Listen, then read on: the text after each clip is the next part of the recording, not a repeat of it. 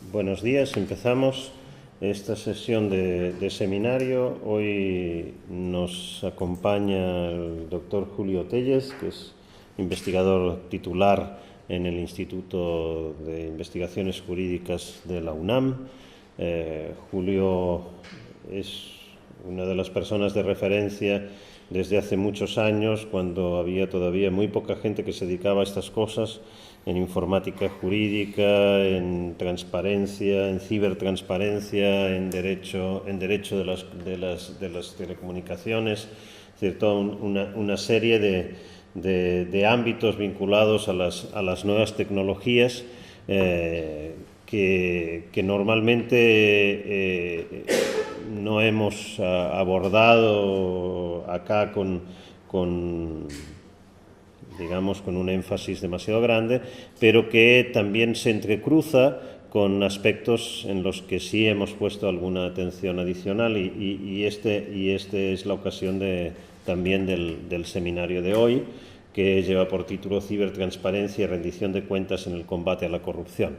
Y por ahí, los temas también de combate a la corrupción y también los que vinculan con la seguridad jurídica necesaria, afectada claramente también por los problemas de corrupción, etcétera, pues también hay un interés grande por nuestra parte, así que sea por razones personales, sea por razones de interés temático, celebramos de modo intenso tu visita. Estamos encantados de que nos acompañes hoy aquí. Así que, sin más, es tu tiempo para la presentación. Gracias, Julio, por venir. Muchas gracias. Buenos días. Bueno, pues me voy a parar si no tiene inconveniente. Agradezco mucho la invitación que se me ha conferido para estar aquí con ustedes en esta cátedra de Cultura Jurídica en la Facultad de Derecho de la Universidad de Girona. Y entiendo que esta línea de investigación pues ha estado, digamos, un poco olvidada, no quiero decir el término descuidada, olvidada porque tienen otra serie de actividades, pero la verdad es que no nos podemos sustraer a un problema actual muy severo, muy fuerte, que es precisamente el de la corrupción. No quiero ahorita divagar demasiado, pero el taxi que me traslada acá, el chofer se mostraba molesto diciendo que él a los 18 años votó, emitió su sufragio, porque le pareció algo interesante, algo atractivo, y dice que desde entonces ya no ha vuelto a votar y tiene 45 años de edad. Y si ustedes se dan cuenta, es algo difícil, es algo, si me lo permiten, patético, que las personas ya no crean en la democracia. Hay países como España, no me estoy refiriendo a otros, sino a este país que, como sea, pues tiene poco de haber resurgido dentro de lo que es la democracia, y pareciera, y no voy a emitir muchos juicios de valor, ya sé que tiene un espíritu crítico muy acentuado, pero pareciera que esa democracia relativamente reciente aquí en España pues sí ha perdido su encanto, y es triste ver cómo las personas pues, perdón que lo diga, ya no creen en la democracia. Entonces, pues ¿de qué sirvió haberlo buscado si están decepcionados? Y quizás uno de los grandes problemas es la corrupción. Ayer comentaba que la confianza se ha perdido. ¿Cómo tratar de restituir la confianza? Entonces yo diría que esa es un poco la premisa, pero les voy a dar algunos datos. El Centro para el Derecho a la Democracia acaba de emitir recientemente, en septiembre, liberó las cifras de aquellos países, el ranking, que posibilitan un mayor y mejor acceso a la información pública. Y ustedes lo pueden ver en internet, y hay algo que me extraña. Ahorita no lo vayan a tomar como algo pretencioso, pero sucede algo extraño. México es el número 1 en cuanto a ley de transparencia y rendición de cuentas. Es el número 1. Tenemos la mejor ley de transparencia. Les dije que no lo tomaran como algo pretencioso, porque Sin embargo, estamos en los rankings de la corrupción, estamos bastante mal. Entonces aquí yo creo que podemos empezar a anotar algunas ideas. No basta tener las mejores leyes si no se saben aplicar. Así soy yo de apasionado, tranquilos, así soy yo. Pero ustedes también, ¿no? Son apasionados. Yo me apasiono. Y de eso se trata esta vida, de ser apasionados. El que no tiene pasión, pues francamente pasa ignominioso. Tenemos la mejor ley del mundo, pero somos de los países más corruptos. ¿Qué es lo que sucede? Que no basta tener buenas leyes, sino saber y quererlas aplicarlas. Y precisamente ahí es donde encontramos uno de los principales problemas en materia de corrupción. El no querer aplicar las leyes implica que hay corrupción. Y el no saber aplicar las leyes implica que hay ineptitud, incompetencia. Y yo no sé ustedes, pero yo estoy harto de la ineptitud, incompetencia y corrupción de los servidores públicos. Y estoy partiendo de la premisa que tenemos buenas leyes, porque si nos vamos más atrás nos vamos a dar cuenta que ni siquiera hay buenas leyes. Ustedes no tienen una buena ley en materia de transparencia, ocupan el lugar número 75 en este ranking. Ahí está. El caso de México, sí, que es el número 1, y, espérenme, déjenme ponerles el caso de España. Bueno, pero vean, o sea, es increíble, dentro de los top 10 de los que tienen mejores leyes de transparencia. Digo, yo no quiero emitir juicios de valor sobre los demás países, pero dices, bueno, ¿de qué se trata esto? ¿Me explico? Porque ves... ¿Cómo se evalúa que es una buena ley? Sí, aquí estos son los indicadores, miren, ahorita se los enseño. Aquí está el de España. Es el derecho de acceso, ¿sí? El panorama genérico, el requerimiento de procedimiento, las excepciones, apelaciones, sanciones y la promoción de medidas de apremio. Esos son. Ustedes son el número 75 de una lista de 112. O sea, están más cercanos a las peores leyes en materia de transparencia que a las mejores. Pero yo no me puedo, aún como mexicano, yo no puedo venir a presumir absolutamente nada. Tenemos la mejor ley. ¿Y de qué sirve si somos un país corrupto? En fin, entonces, esto me parece que puede ser un elemento importante de reflexión. No solo tener buenas leyes, sino querer y saberlas aplicar. Y de una vez les doy otra reflexión. La verdadera transparencia no estriba en lo que dicen haber hecho los gobernantes. Y fíjense cómo lo manifesté. Dicen haber hecho. Porque habría que cuestionar que aquello que dicen haber hecho bien, porque nunca hablan de lo que hicieron mal, habría que ver si en efecto lo hicieron o si lo hicieron bien. Para mí, los verdaderos indicadores de la transparencia y rendición de cuentas estriban en identificar qué es lo que dejaron de hacer. Y yo les garantizo categóricamente que países como España, México y otros más, es más lo que se deja de hacer que lo que se hace. Y es muy fácil hacer una evaluación de qué es lo que se dejó de hacer. Los planes de gobierno marcan de manera taxativa qué es lo que se tiene que hacer. No sé cómo es el caso de España. En México tenemos un Plan Nacional de Desarrollo sexenal y ahí vienen los indicadores de qué es lo que el gobierno se compromete a hacer. Y los compromisos se asumen de manera unilateral, nadie se los impone. Entonces la pregunta sería, y me interesaría mucho saber el caso de España. En México la Constitución te obliga a emitir un Plan Nacional de Desarrollo. ¿Pero qué creen? No hay ninguna consigna que te obligue a cumplirlo. Eso es una burla. ¿De qué sirve que estemos obligados a tener planes de gobierno si no hay la obligación de cumplirlos? Legal. ¿Cómo nos hemos dejado engañar, verdad? No sé si sea el caso de España. Es cuestión de revisarlo.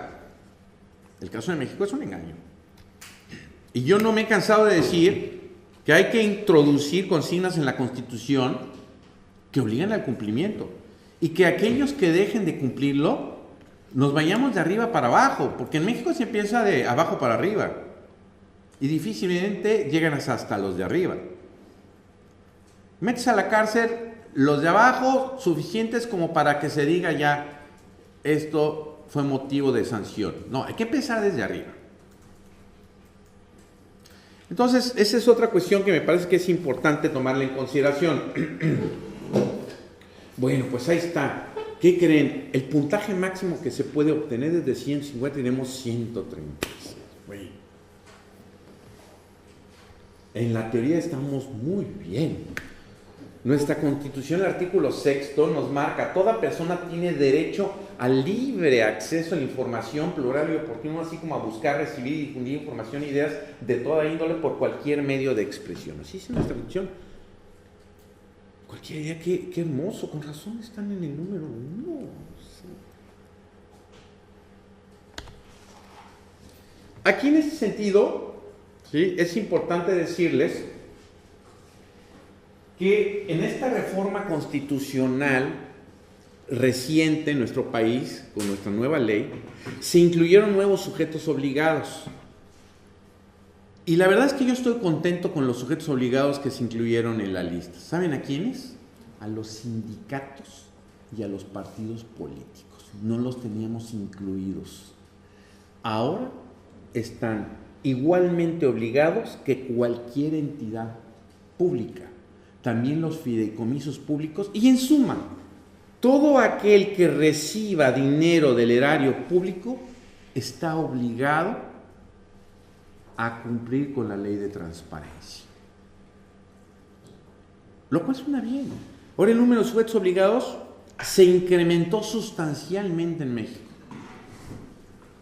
Y no tiene usted idea, la autoridad encargada, que es el Instituto Nacional de Acceso a la Información Pública, cómo está trabajando para identificar quiénes son esos nuevos sujetos obligados. Y les digo algo, dentro de toda la corrupción implica, no es el caso de España, pero en México, que hay muchos fideicomisos, también se llaman aquí fideicomisos, en donde se hacen una gran cantidad de movimientos turbios totalmente fuera del control de la ley. En México ya se va a ejercer un control sobre esos fideicomisos públicos, que son una verdadera fuente de, pues, dinero mal habido. En fin, entonces es algo también importante. La autonomía constitucional, tenemos un sistema nacional de transparencia y una plataforma nacional de transparencia. En ese sentido, quiero mencionarles que esta reforma no solo se refiere a una nueva ley de transparencia y acceso a la información pública, también una nueva ley en materia de protección de datos personales, pero entiendes, archivos públicos, una nueva ley de archivos, que también ha pasado inadvertido. Es muy importante saber preservar lo que son los acervos documentales. Y esto se ve complementado, como lo vamos a ver, con una nueva ley en materia de combate a la corrupción, que ahorita, en este instante en México, bueno, ahorita no están dormidos en México, ¿verdad? Un poquito más al rato se está deliberando sobre quiénes van a conformar el nuevo Sistema Nacional Anticorrupción, que van a provenir, escúchenlo bien, de la ciudadanía y de la academia. Son quienes van a estar a cargo de un órgano colegiado para combatir frontalmente la corrupción. Esa es ahora la novedad en México. Buscar gente sedicientemente de calidad moral, como lo somos los académicos, que en lo que cabe nos salvamos del escrutinio dentro de los funcionarios. Finalmente, quienes trabajamos en una universidad pública, hay que verlo de esa manera. Nosotros vivimos del erario público y como sea no estamos tan mal evaluados. Las autoridades administrativas, y no lo digo por Jordi que tiene esa dualidad, las autoridades administrativas universitarias no están tan bien reconocidos como los académicos. Entonces Jordi, pues cuando el cambio de las cachuchas, pues le conviene más decir que es un académico a que es un administrativo. Eso es un hecho. El ser una autoridad administrativa universitaria también conlleva un escrutinio. Pero también nosotros nosotros que dependemos de dinero público, tenemos que rendir cuentas adecuadas. Y yo quiero decirles, no sé el caso de España, pero en el caso de las universidades públicas de México, que sí ha habido mucha opacidad. Hay que decirlo. No sé aquí las universidades públicas españolas. Con el tema de la autonomía, pareciera que autonomía se convierte o se traduce en un fuero de impunidad. No. La autonomía es déjame trabajar tranquilo y no déjame hacer lo que yo quiera. Son cosas distintas. Entonces, eso también me parece que es importante. Y otra, van a decir, bueno, esta qué viene a sugerir, no te necesitamos. Pero bueno, otro comentario que me permitiría hacer es que es conveniente que nosotros mismos practiquemos la transparencia y la rendición de cuentas y no que esperemos que nos la exijan. Porque quien lo hace de manera unilateral es más transparente que quien lo hace porque la ley los obliga. No esperarnos a que nos lo exijan, sino hacerlo de motu propio.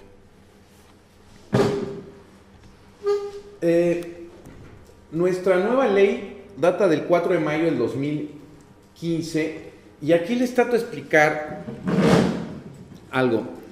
Surgió una ley general y esa ley general era la que marca la pauta para la ley federal, porque en México tenemos un régimen federal, y para las leyes de los 32 estados. Así como ustedes tienen sus comunidades, bueno, nosotros tenemos nuestros estados. Fíjense que no fue mala idea. En México, no sé si sea el caso aquí en España, cada estado tenía una ley de transparencia totalmente distinta. No había homogeneidad. Y aquí no me extrañaría que las comunidades autónomas hagan su regalada gana en materia de transparencia y rendición de cuentas. ¿Qué sucede en México? Vamos a poner orden. Una ley general, y la ley general es el punto de partida para todas las leyes de transparencia en todas las entidades federativas. Hagan de cuenta que hubiera una ley general que obligara a que todas las leyes en materia de transparencia fueran exactamente igual en todas las comunidades autónomas y en todos los municipios. Suena bien, ¿no? La uniformidad. Y hay otro problema en México que se trata de erradicar, que la autoridad en materia de transparencia la nombra los que están en el Poder Ejecutivo. Díganme ustedes cómo podemos tener la garantía de que ese órgano colegiado va a trabajar bien si fueron seleccionados por quienes más roban. ¿Sí me explicó? O sea, imagínense, yo no sé cómo es el caso de España, que el órgano colegiado que va a vigilar el tema de la transparencia fueron elegidos por quienes van a estar robando. Eso no funciona. Por eso les decía que este sistema anticorrupción se va a buscar que ahora sea la ciudadanía y los académicos. Bueno, esto busca fortalecer el tema de la rendición de cuentas porque me parece que es importante decirles, de nada sirve hablar de una transparencia si no hay rendición de cuentas. Es que aquí somos bien transparentes. ¿Y lo saben los demás? No. Entonces te falta rendir cuentas. De nada sirve entonces que seamos transparentes si no sabemos o no queremos rendir cuentas.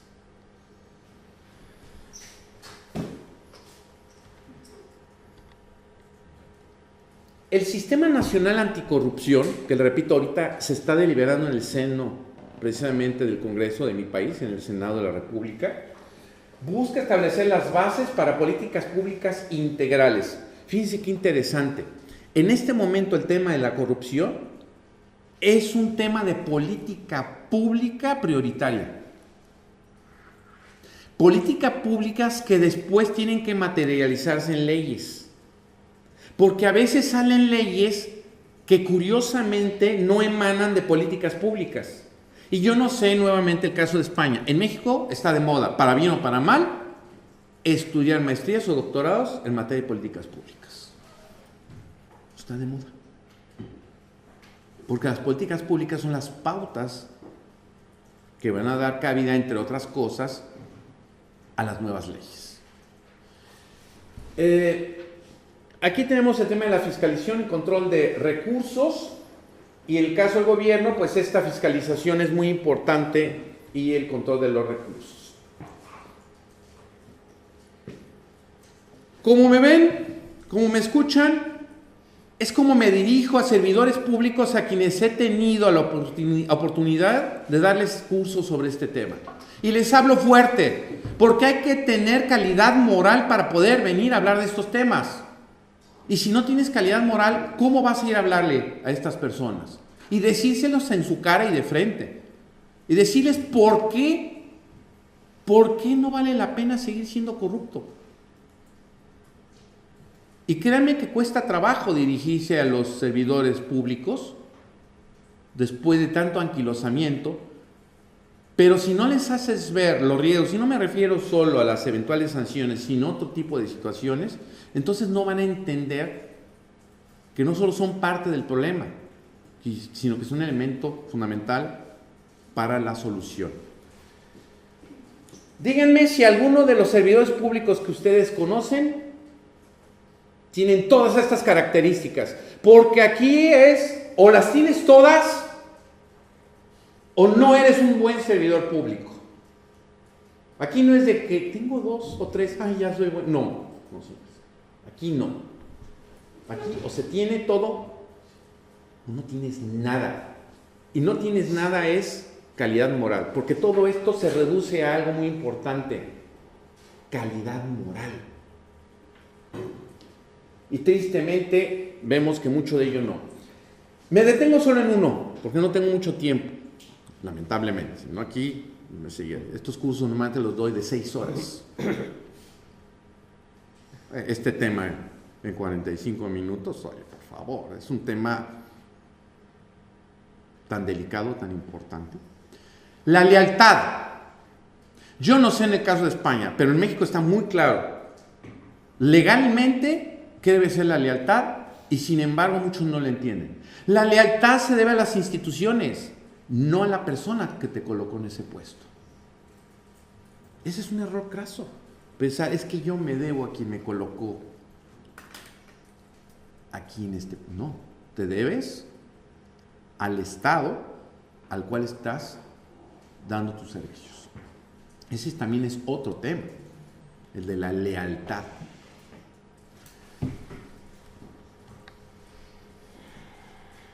Aquí entonces pueden ver los nuevos sujetos obligados, ya les había dicho, y cualquier persona física o moral que reciba recursos públicos o realice actos de autoridad. Qué interesante, ¿eh?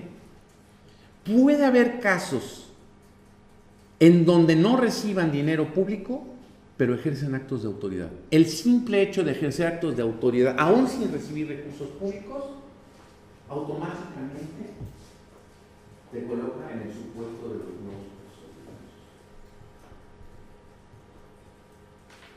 Qué interesante. O sea, no solo se refiere a un tema estrictamente monetario, sino a quienes realicen actos de autoridad.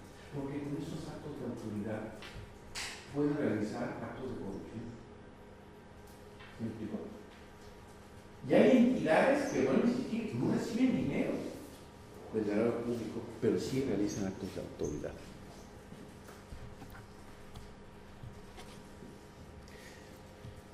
Esto yo creo que está muy cercano a la academia y me acompañan 3 chicas, Isabel, Montserrat, que es mi asistente, y Niurka.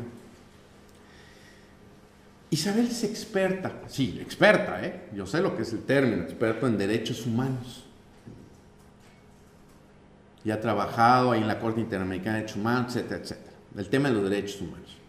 Bueno, esto de la transparencia viene desde un derecho humano, que es el derecho humano de acceso a la información. Entonces, hay que darnos cuenta que para hablar de transparencia hay que partir de la premisa de un derecho humano de acceso a la información. Y a reserva de que pueda generar una polémica, no basta que sea un derecho humano, sino que sea un derecho fundamental. ¿Y qué tenemos por un derecho fundamental? Aquel derecho humano que está plasmado, materializado en ordenamientos legales fundamentalmente de orden constitucional. ¿De qué sirve tener derechos humanos si no están incorporados en nuestra Constitución? Y eso los convierte en derechos fundamentales. Por lo cual no basta hablar, argumentar o defender derechos humanos, sino buscar que muchos de ellos se erijan como derechos fundamentales. En nuestro país, como se los enseñé, al ser un derecho humano regulado por la Constitución, es un derecho fundamental. Sí. El poder acceder a la información pública es un derecho fundamental en mi país. Vuelvo a insistir, por eso hice este disclaimer. Todo suena muy bonito. En mi país, en la teoría, todo está extraordinario. Pero bueno, por lo menos tenemos un punto de partida. La información entonces debe ser pública y accesible a cualquier persona, por eso lo subrayé, a cualquier persona. Y hay que estimular que las personas se enteren qué es lo que se está haciendo, pero como yo les decía, que se enteren también qué es lo que se está dejando de hacer. En México hay un problema muy, muy fuerte. Solicitas información y te dicen, está reservada, o en este caso, tiene una clasificación de confidencial. A partir de la reforma constitucional y de nuestra nueva ley, no puedes clasificar o reservar información que tenga que ver con violación grave a derechos humanos o delitos de lesa humanidad. No puedes reservarla. ¿Cuántas infamias comete el gobierno de las cuales tú te quieres enterar y te dicen, está clasificada esa información? En México ya no puede clasificarse la información si versa sobre alguno de estos rubros, o si versa sobre algún tratado internacional que hayamos suscrito. Ya no se puede reservar esa información, lo cual suena bien, porque ahí también puede haber muchas cosas escondidas. Entonces, aquí tenemos esta restricción a la información pública y la regla general es que toda información generada, obtenida, adquirida, transformada en posesión de los sujetos obligados es pública. Pero fíjense, toda información que fue generada, obtenida, adquirida, transformada o está en posesión de los sujetos obligados, se entiende que tú tienes el derecho de poder solicitarla. El reservado, hay que tener en cuenta el interés público, la seguridad nacional y el tiempo que eventualmente le estarías reservando. Si tú, como funcionario público, te vas a animar a reservar información, reservar es, no se la doy al ciudadano, Deberás fundar y motivarlo. Y si no lo fundas y lo motivas, te haces acreedor a sanciones. Si no fundas y motivas debidamente el por qué no le quisiste dar al ciudadano esa información. Fundado y motivado. Que nosotros los abogados luego nos llenamos la boca de decir que debe estar fundado y motivado. ¿Y sabes lo que es fundar? ¿Y sabes lo que es motivar? ¿Sabes fundar y motivar tus argumentos? Pues hay que saberlo hacer, ¿verdad? Los que se refieren a datos sobre una persona, por supuesto, se pueden llegar a reservar. Algunos de carácter de secrecía también pudieran llegar a ser objeto de reserva. Pero aquí viene lo que más aterra a los servidores públicos cuando se les pide la información. Tienen un tiempo perentorio muy corto para responder. Y si no la quieren dar, tienen que hacer lo que se llama la prueba de daño. No quiero dar la información. Que se debe entender, no puedo darla. Pero normalmente funciona diciendo, no la quiero dar, como si fuera suya. Pero bueno, no quiero o no puedo. Para el caso es, no te la doy. La prueba de daño es la argumentación, y vaya que ustedes, y vaya que el doctor Jordi sabe de argumentación.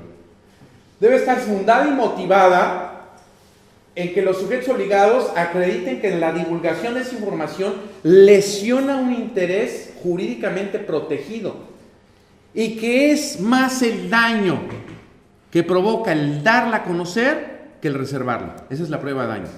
Y tienes que demostrarlo. Tienes que demostrar que hace más daño darla a conocer que guardarla.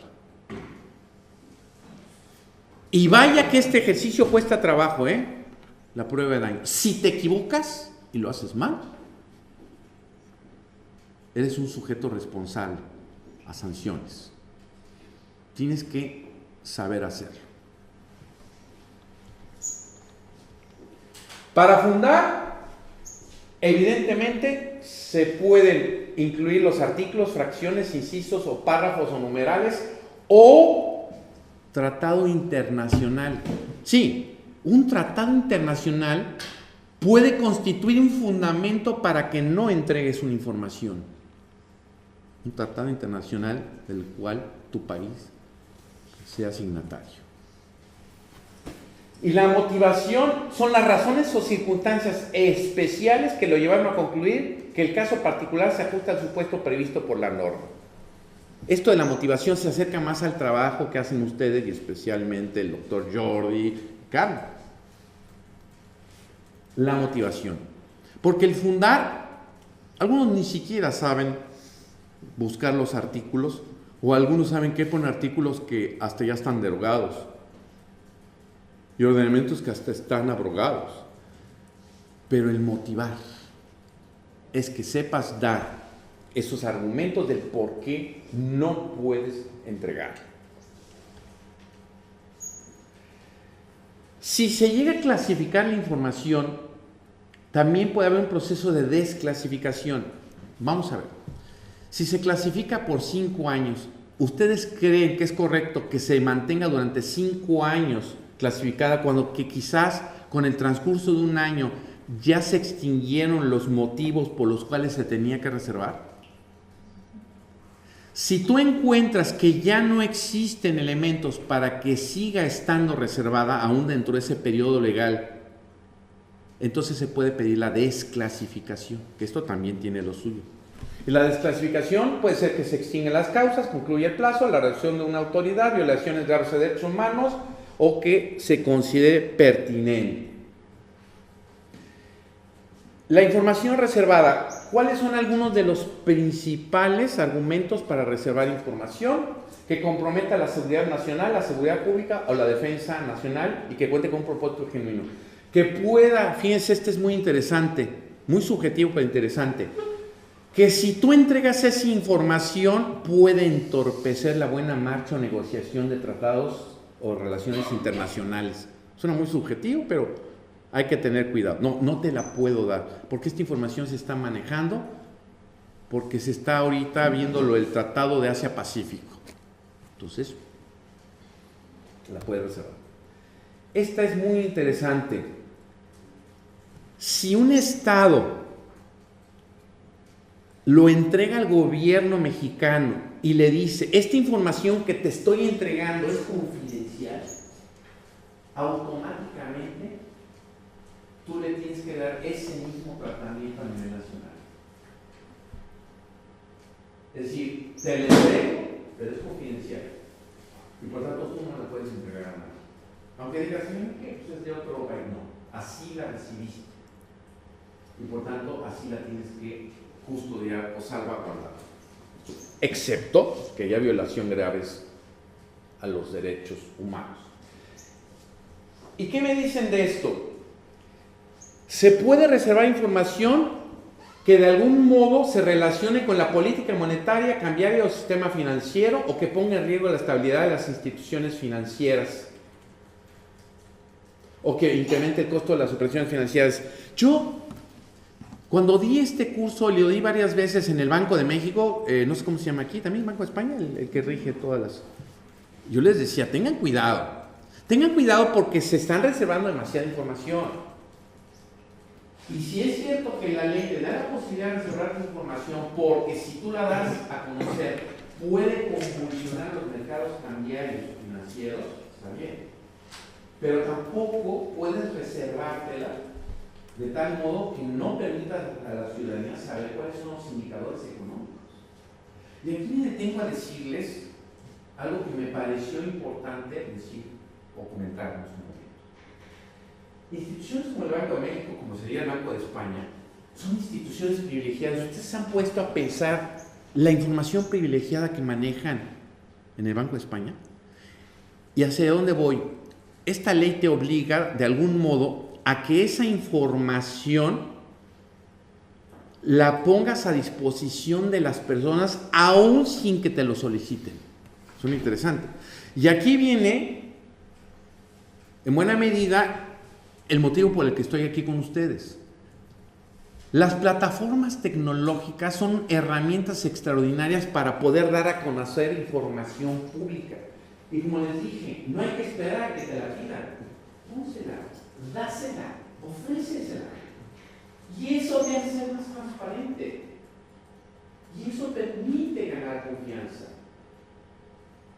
Es un error craso decir que solo subo, solo pongo lo que me piden. Solo todo. Y esto es una crítica que he hecho. En México luego dicen, es que hemos recibido no sé cuántas solicitudes de información. Le digo, a ver, momento. Yo entiendo que con esta nueva ley se busca abatir, por un lado, los niveles de solicitud de información, estimulando o motivando, y es el principio de proactividad. Así viene en la ley, proactividad. Estimulando a que tú subas la información sin que te la pidan. ¿Y sabes qué? A ti te hace más transparente el que te pidan menos información a que te hagan más solicitudes de información. Porque quien no te pide es porque no duda. Y no duda porque tú ya pusiste a disposición buena cantidad de la información que dispones. ¿Me explico? Entonces es algo que a mí me parece tan sencillo de entender, pero tan difícil de practicar. Y me detengo en otra reflexión. Una cosa es el portal gubernamental y otra es el portal propiamente de transparencia. Y algunos torpemente, dentro del portal gubernamental, subsumen el portal de transparencia. Cuando el portal de transparencia debe ser un micrositio especializado, fácil, didáctico, porque hay gentes que a lo mejor no les interesa un bledo saber a dónde estuvo el ministro y con quién se tomó la foto, sino se meten de inmediato al portal de transparencia para ver cuánto han gastado de mi dinero. Punto. Y que no me compliquen como ciudadano el poder encontrar esa información que es mía. 2 portales por separado. Uno, en donde se pongan de manifiesto las acciones de gobierno y lo que ustedes quieran decir, y la otra, que me rindan cuentas de eso que dicen haber hecho y cuánto me está costando o me va a costar eso que dicen que están haciendo o que dicen que van a hacer. Y esos portales de transparencia deben de tener características muy especiales. Y no les extrañe que sean más visitados que los portales gubernamentales. Y qué bueno. Y si están bien desarrollados, no tendré por qué pedirle tanta información a esa instancia gubernamental. Entonces me parece que aquí el tema de la cibertransparencia es un elemento significativo para poder readquirir la confianza de la ciudadanía.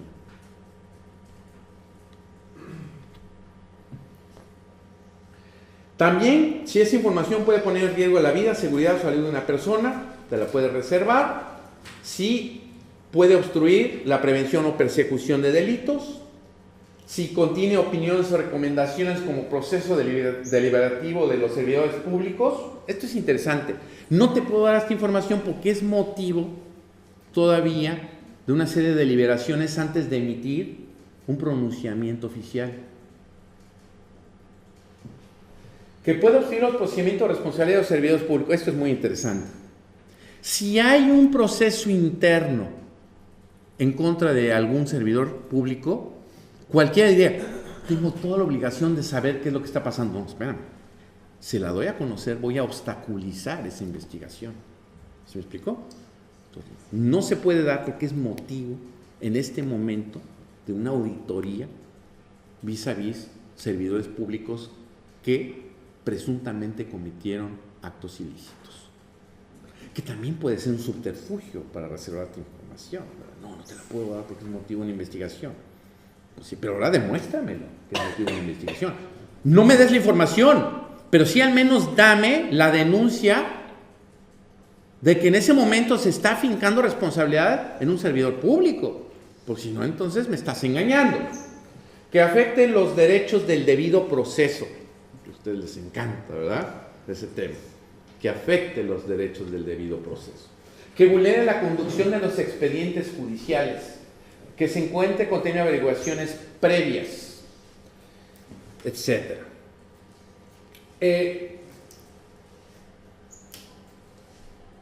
Cuando hay actos de corrupción, entonces, sí hay posibilidad de reservarte la información.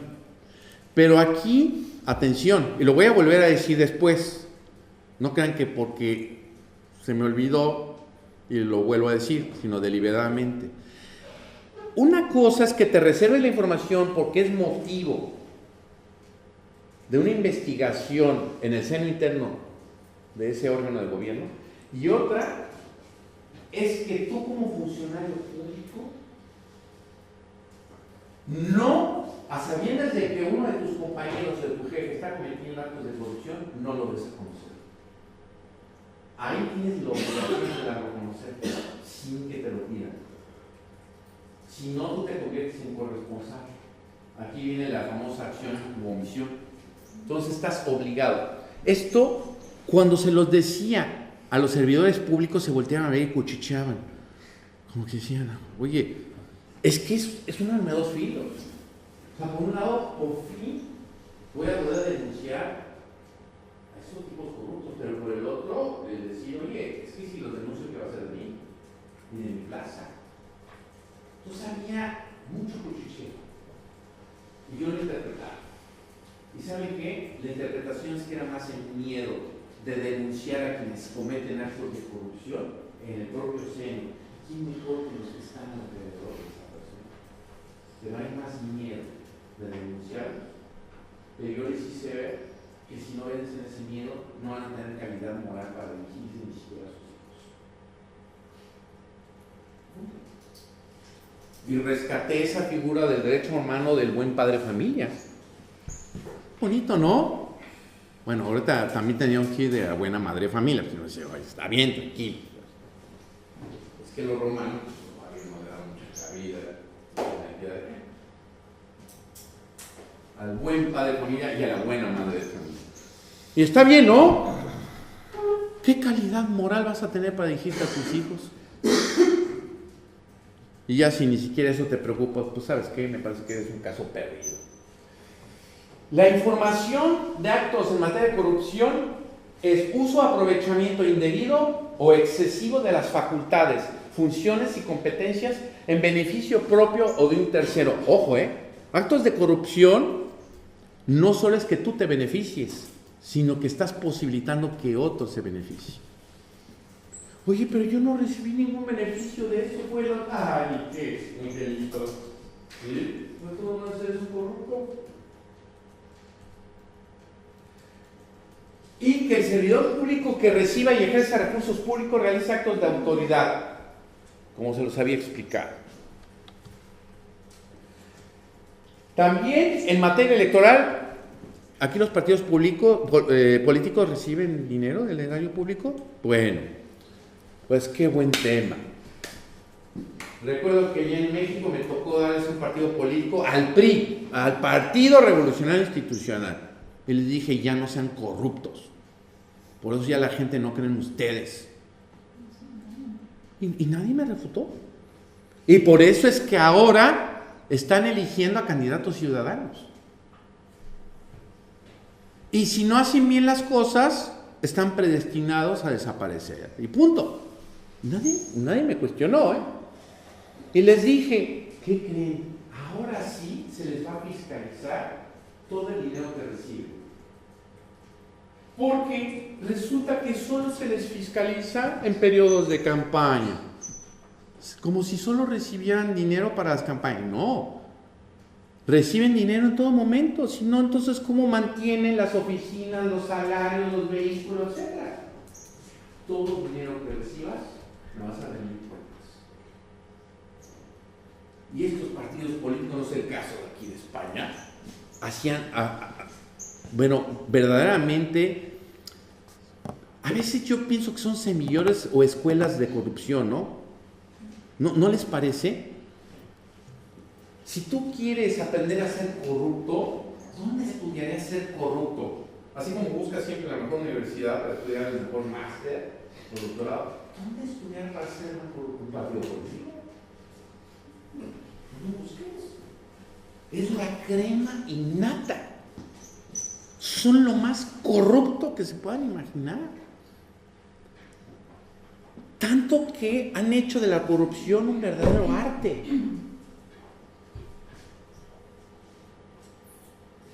Fiscalizarlos. Y los ciudadanos no solo tenemos que ejercer el escrutinio de los partidos políticos en las urnas. Yo escuchaba de este chofer, como dicen ustedes, del taxi, yo ya no quiero volver a votar. Sí, pero bueno, no vayas y votes, pero sí reclama qué está pasando en los partidos políticos con tu dinero. Y si no son capaces de administrar mi dinero, es que no son capaces de administrar mi país. Y punto.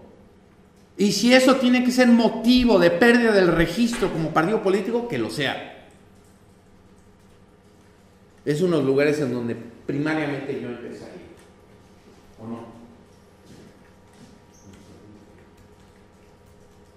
Y si hay que acabarlos a todos, que se vayan. Muy lejos. Y podemos mandarlos a otro sistema solar.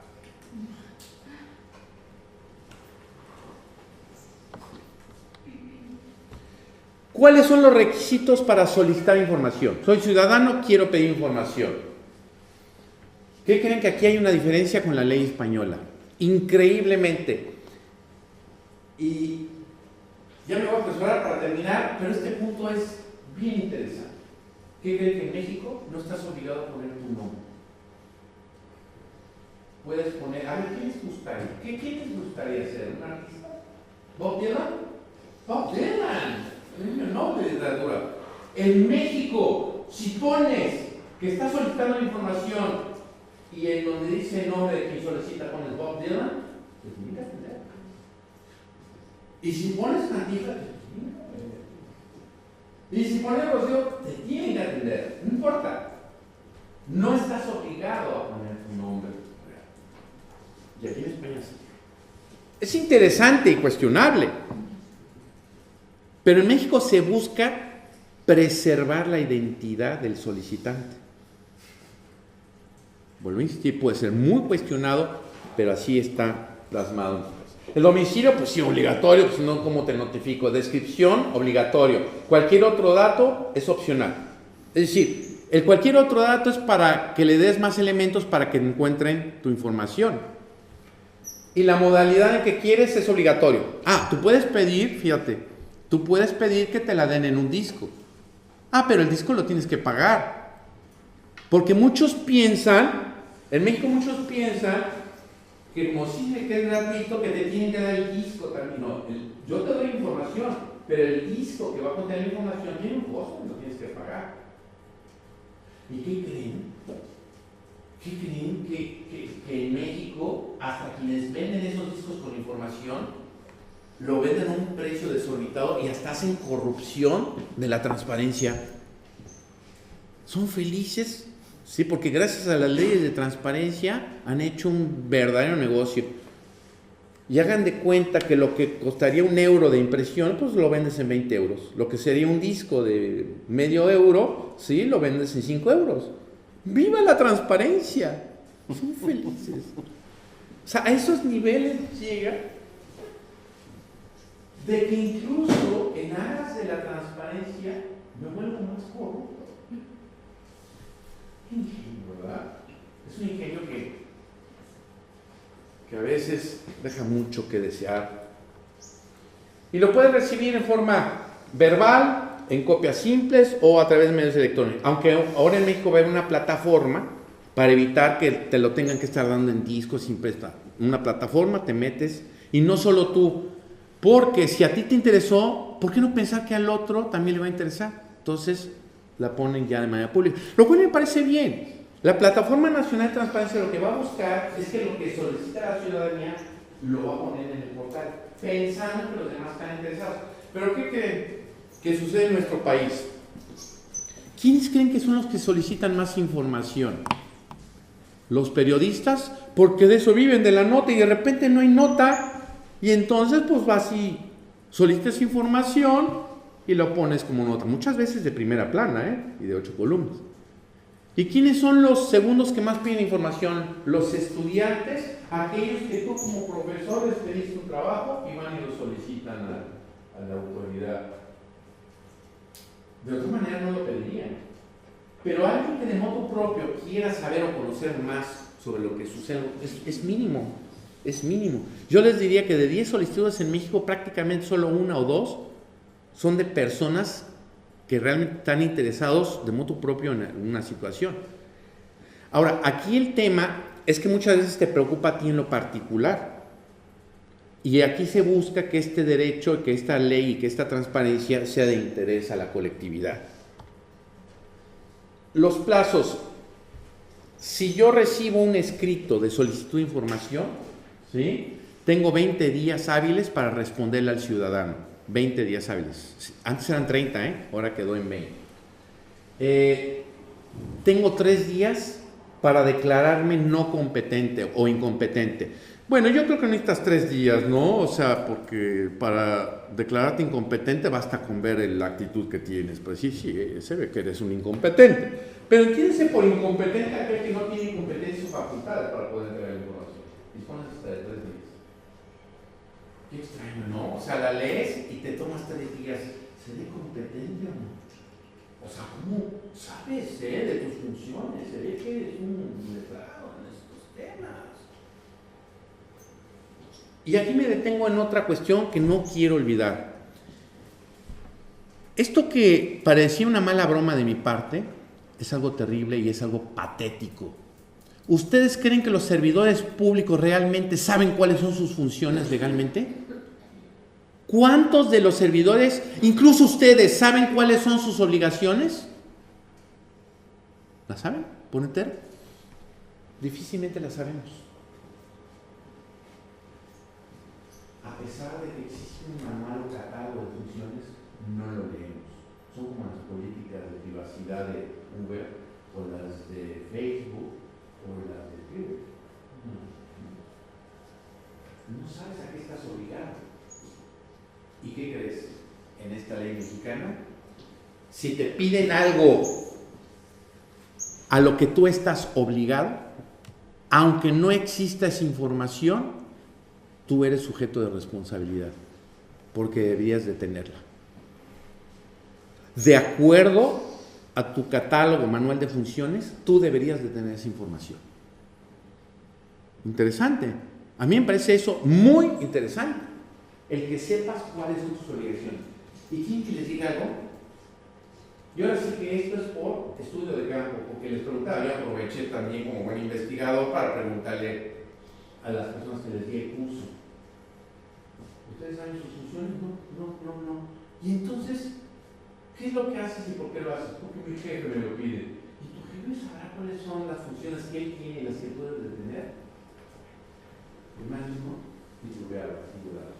yo les hago la pregunta, o te la dejo aquí en el ambiente. ¿Ustedes creen que los servidores públicos, empezando de los de arriba, realmente saben cuáles son sus obligaciones? Empezando desde el presidente, ¿sabrán cuáles son sus funciones o obligaciones? Pues, ¿qué creen? Las tienen que saber, porque de ello nosotros tenemos todo el derecho de pedirles cuentas de todo aquello que están obligados. Y vuelvo a insistir, si no lo tienen, lo deben de tener. Y si no, tendrán que ser sujetos a una responsabilidad.